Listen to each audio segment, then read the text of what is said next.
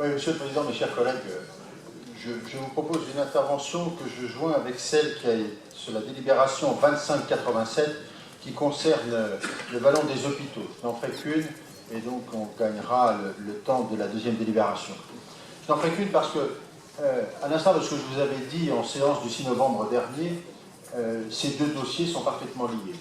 L'aménagement du vallon des hôpitaux et également la réalisation de l'anneau des sciences, eu égard au fait qu'un échangeur de l'anneau des sciences est prévu dans le cadre de ce projet d'aménagement en face des hôpitaux, il est nécessaire de les aborder ensemble.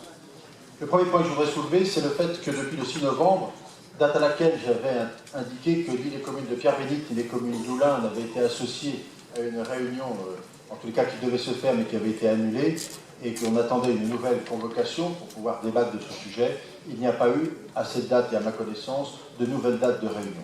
J'ai noté que sur Lyon, il y avait des problèmes de concertation et de réunion entre les différents maires. J'indique qu'il existe un système qui s'appelle Doodle qui permet de trouver des dates et qui permet à ce moment-là de régler ces problèmes pratiques, car il est évident que je ne vois pas d'intention particulière de vouloir refuser de débat sur ces sujets. Ça, c'est le premier point. Le deuxième point, il n'est pas question pour notre groupe de remettre en cause le vallon de l'aménagement du vallon des hôpitaux. Je rassure immédiatement notre collègue de Saint-Gilles-Laval. Je dis simplement qu'il y a un problème de temporalité entre les deux dossiers. Car vous engagez par deux délibérations aujourd'hui pratiquement 10 millions d'euros sur les 3 ans qui viennent pour pouvoir réaliser ces projets. Nous ne savons pas quelles sont les dates exactes à laquelle tout ça devrait pouvoir se faire, et singulièrement la question se pose moins sur le vallon des hôpitaux qui semble bien engagé et bien calé, puisque nous sommes des acquisitions foncières, et nous sommes plus inquiets sur ce qui concerne l'anneau des sciences, pour lequel, certes, les études d'assistance à maîtrise d'ouvrage sont décidées ce soir, mais la temporalité du projet reste méconnue.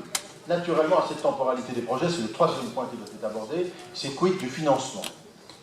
Nous avons également, je m'associe à tout ce qui a été dit jusqu'à maintenant sur ce point-là au sein de cette Assemblée, les financements aujourd'hui ne sont pas clairs, pas déterminés, en tous les cas incertains d'une certaine façon, d'une certaine manière, pardon. Il faut donc que vous nous clarifiez la situation sur ce point. Tous les projets ne seront pas possibles d'être menés ensemble en matière d'infrastructure. Il faut donc également, sur ce dossier-là, que la métropole ait une position extrêmement précise. Quatrième point, ce projet d'anneau des sciences, on ne va pas relancer peut-être le débat de fond dès ce soir, mais la question de l'arrivée de l'A45 et de sa modification et de son entrée sur la métropole devra bien être posée à un moment ou à un autre, eu égard au fait que le projet est en cours et que cette métropole, à l'unanimité, a toujours refusé l'entrée de cette autoroute sur l'agglomération, et donc il faut bien se positionner une nouvelle fois clairement là-dessus.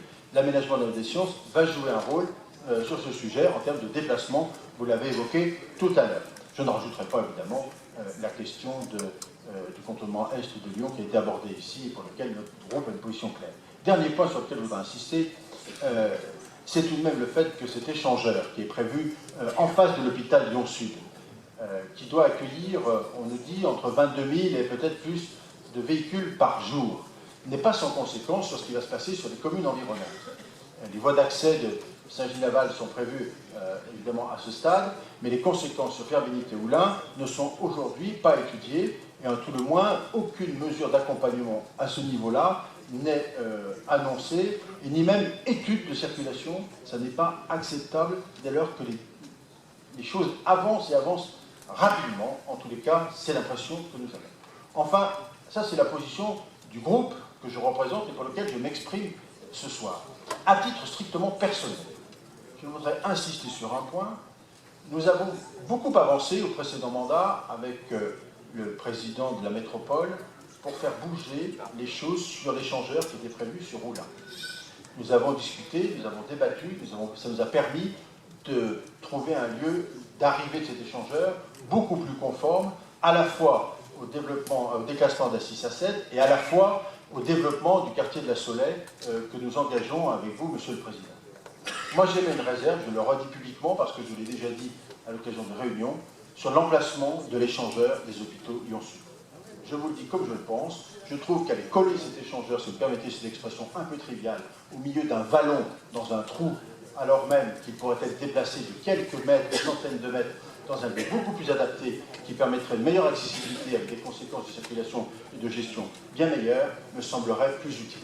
Alors s'il est encore possible, dans le cadre de l'assistance à maîtrise d'ouvrage que vous lancez, mais qui soit compatible avec le projet naturellement défendu par la commune de Saint-Gilles-Laval, je pense qu'il est urgent qu'on pose ce problème dans des délais assez rapides. Je vous remercie de l'attention que vous avez bien voulu m'accorder.